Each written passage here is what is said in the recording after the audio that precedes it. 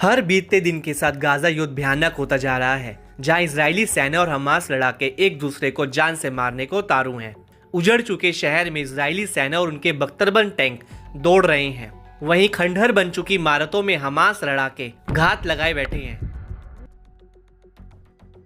बीते दिनों अल कसम और अल कुदस ब्रिगेड ने अपने ज्वाइंट ऑपरेशन की फुटेज जारी की थी, जिसमें लड़ाके छिपकर अपने टारगेट को उड़ाने की प्लानिंग करते हैं। फिर दोनों लड़ाके संकरी गली से गुजरकर पास में खड़े इजरायली टैंक पर हमला करते हैं। इसके बाद दोनों वापस मलबे वाले ठिकाने पर आकर जश्न मनाते हैं।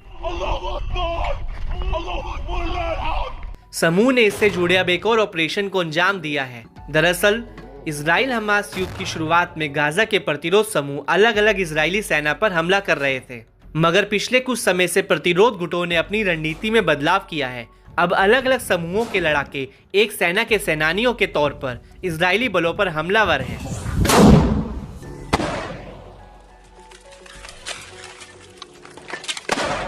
रेसिस्टेंस अब अपनी मूल प्रकृति के उलट यूनिफाइड लिबरेशन आर्मी की तरह व्यवहार करने लगे हैं। खास बात है कि लड़ाके मिलकर हमलों को अंजाम तो दे रहे हैं, मगर लड़ाके स्वतंत्र रूप से काम कर रहे हैं।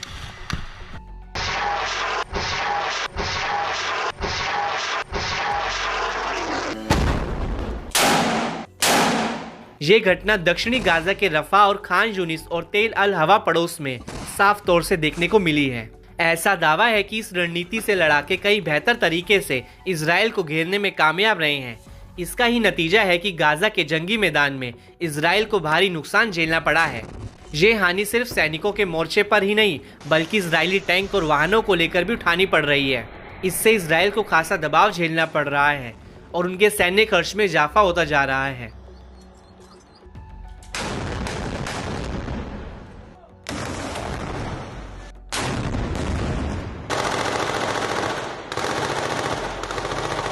बीस अगस्त 2024 को भी फिलिस्तीनी प्रतिरोध की ओर से ज्वाइंट ऑपरेशन का एक फुटेज शेयर किया गया। इसमें इस्लामिक जिहाद आंदोलन की मिलिट्री विंग अल कुदस ब्रिगेड ने इजरायली फौज को बड़ा झटका दिया। समूह ने रफा के केंद्र में अल शोबारा के रिफ्यूजी कैंप में अल जासिन 105 के साथ इजरायली वाहनों को निशाना बनाया।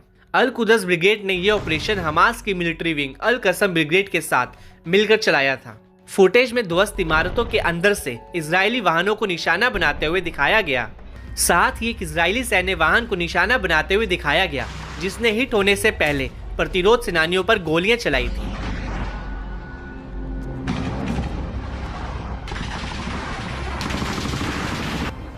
लड़ाके ने अपनी फुर्ती दिखाते हुए इजरायली टैंक को उड़ा दिया। खास बात है कि टैंक से हमला करने वाला इजरायली जवान जब तक समझ पाता, उससे पहले ही लड़ाके ने एक ही वार में टैंक को आग का गोला बना दिया। इसके अलावा फुटेज में दोनों समूहों के कई लड़ाकों को शिविर में घुसते हुए इजरायली सैनिकों और सैन्य वाहनों पर मोटार गोले दागते हुए भी दिखाया गया।